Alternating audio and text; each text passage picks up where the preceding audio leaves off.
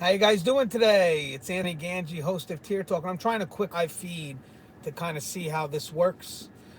So I thought we could quickly discuss a topic that I feel hits home with me, and I just read about it in one of my comments where you have a good officer doing their job, and inmates will make an attempt to get that officer removed from their post by manipulating the system. So when posting the question out there, to my followers, I said, hey, let me ask you a question. What are some of the ways you've seen inmates try to manipulate the system in order to get rid of a good officer that may work their unit? And of course, there's going to be two definitive ways, through the grievance system and also through threat, because they know that we are forced to act. So the question is, as a supervisor, do we act blindly and do we just jump on that grievance? Do we just jump on that threat? Or do we investigate it? Now, for the threat, unfortunately, we do have to act immediately, and that's for the safety of staff, just in case that threat is real. So, an example of this, and I'm sure you guys are aware of this, is if you have an officer that's on point with their searches and they do what they do every day, and there's inmates that are trying to run a little bit of a game, that officer becomes a hindrance. That officer becomes a problem for those inmates. So the inmates are going to try to manipulate the system by most likely doing an anonymous threat. You know, it's going to be an anonymous threat that's meant to be found by the area supervisor, by center control, maybe through administration. But there's going to be an anonymous threat that is going to make its way to the supervisors, and the supervisors are going to have to act. And the inmates are aware of that. Hold on one second. I'm trying to see if there's comments, how I can see the comments. Okay, guess we'll give it a shot that way. All right, so the supervisors have to act. The inmates know that, so most likely the threat is going to be anonymous. Hey, what's up, CKez? Okay, so what happens here is once we get the note, we're going to hopefully send it to the Internal Investigation Division to see if there's a way that they can find out who wrote the note, whether it's through fingerprints or handwriting. But ultimately, usually this is already thought of. Usually the inmates that are writing it leave no fingerprints. The handwriting's hard to be recognized. But I will say, if I can emphasize something, when you guys are going through inmates' mail, whether it's administrative level, internal affairs, whatever the case may be, even if you're taking it from the drop boxes, maybe outside each unit, in case the inmate wants to drop a concern, whether it's through the grievance system or maybe something through medical, because any box an inmate may decide to drop that slip in, pick it up with gloves. Make sure you touch it with gloves, not only for your own safety, but also we want to limit the amount of contact that letter has through people's hands, through different hands, because if there is fingerprints being left behind, we want to determine who owns those fingerprints, if you will, whose fingerprints they are. So an inmate will make an anonymous threat. It's very hard to determine who wrote the threat, and management's going to have to act accordingly. You know, they're going to have to remove the officer temporarily until we can figure out what's going on. And guys, that's for the safety of staff. I want you to know that immediate action is for the safety of staff. And basically, there's going to be an investigation, usually done by the Internal Affairs Unit, to determine if that threat is real. CKS says, coming in the mail, it doesn't take much to get on us and can kill someone in the mailroom. You're right. Now, especially with the fentanyl. Fentanyl is a big concern for us. But going back to like this, you know, the way inmates can manipulate the system. But that's a great point, C. I appreciate that. We're going to investigate to try to determine who wrote that letter. But in some cases, it's tough. It's tough to figure out who it is. But we'll act accordingly. So we'll interview the officer, investigate the complaint, maybe interview a few inmates. But having said that, most likely it's going to be tough to determine if the threat is real, if it's credible. And then the Internal Affairs Department will wind up going back to the officer to ask the officer if they're okay to now go back and work in that area. And most likely the officer, they know what's going on. They know what's going on. And they're hoping that either two things are going to happen. This is what the inmates are hoping. That one, it's going to slow down that officer from doing their job, which means that that threat may scare the officer. But we're professionals. We don't scare easily, and we control the unit. Or that we remove the officer in an act of universal precaution. Some facilities may do that. We unfortunately shouldn't get into the habit of always doing that unless we feel that the threat is credible. But again, if the officer is concerned and doesn't want to go back, then we should respect their wishes. Ultimately, I'm concerned about that front line and how they feel.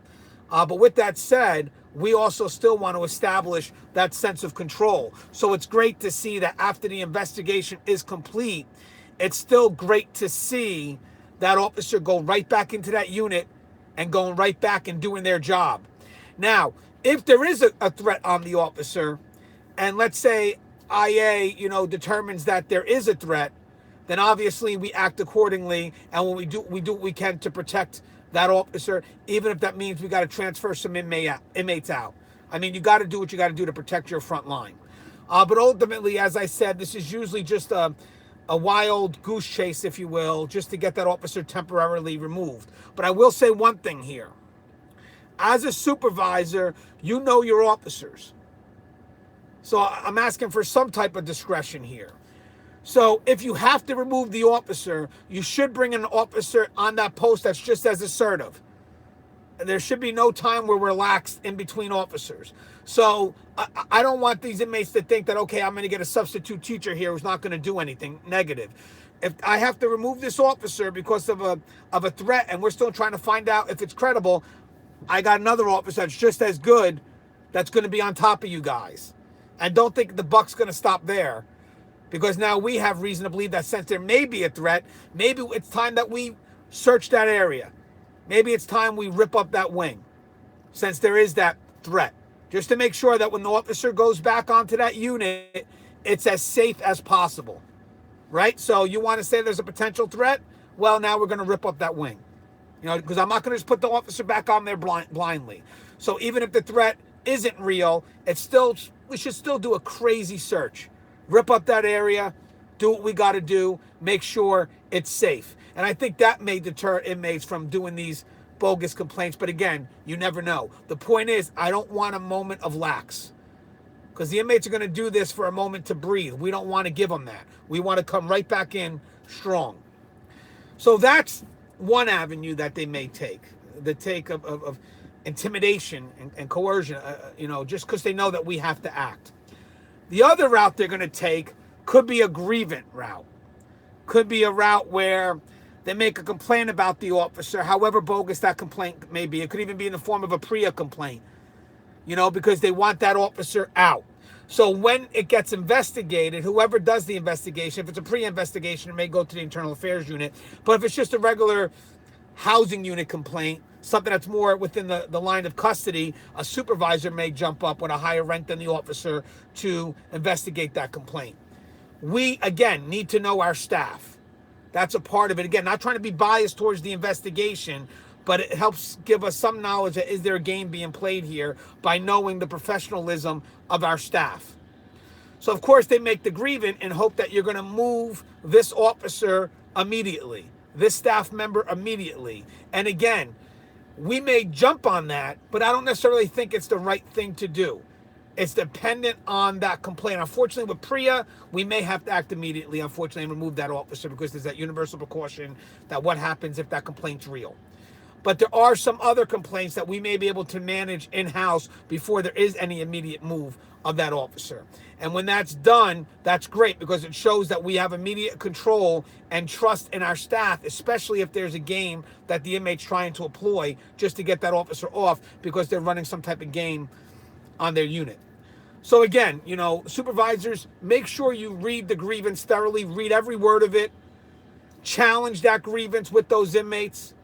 If the inmate's complaining about that the officer's doing so many searches, and the officer is patting them down, but that's within their job duties, and the inmates know that.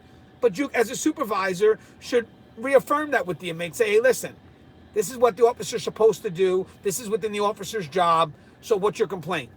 We're not understanding what that complaint is. Because sometimes the inmates will try to say that we're harassing them, but actually when you look into it, the officer is just doing their job. It seems to be that this inmate is putting themselves in that situation because they're doing foolish things. That's why you keep getting pat frisked all the time more than others. That's why your cell keeps on getting searched all the time. It is what it is. But at the end of the day, we show support and not immediately jump to move that officer. And again, it's just about keeping that sense of control. Not running around like a chicken without a head, because the inmates want to see that. So just real quick, and just testing out the live stream, see if it works, because as we start to get a bigger audience, I want to do more live streams. I want to interact with you guys a lot more. Inmates may try to manipulate the system by moving good staff members in an effort to complete whatever game that they're trying to do, whatever illegal activity that they're trying to do. So in this case here, they're using the grievance system, or they may try to do it through a possible threat. So whatever happens, we don't want to give them that break, that lax. Oh, thanks, Eric. I appreciate that. We have a new subscriber to the channel. I'm honored. I'm honored for anybody that participates in my channel, because it gives us a chance to learn from each other. So beware as a supervisor of the, CCAS says it great, the art of manipulation, 100%. Because they will try to manipulate the system. And then by manipulating the system, that means they're manipulating us. So read those grievances thoroughly. Know what's going on in your unit. See if there's something going on and they're trying to move that officer for a purpose. And if there's a threat, don't give them a chance to breathe. Protect the officer. I'm not saying that, but get an officer that's just going to be just as assertive in there. And then before that officer comes back into that unit, let's rip it up. Let's make sure it's safe for the officer, right? Someone made a threat that they threatened that officer. Well, then that justifies a great unit search. It justifies a great search because we don't know what the threat is, right? It's anonymous. So let's tear up the unit and make sure that when the officer goes back, we try to give them an environment that's conducive to safety and security to the best of our means. So definitely, if there's a threat on the officer, that's going to require a search regardless if the threat is credible or not, right? As always, guys, the show is Tier Talk. Love you guys just trying out the live stream. Thank you guys for the constant support. And please, guys, share, comment, interact, engage. Let's get this going. We're getting our voices heard. It's happening. Slow, but it's happening. All right, guys. Love you guys. Stay safe. Thanks, CKaz. Anytime, brother. Just don't know how to end it. So hold on. And it is over. Take care, guys.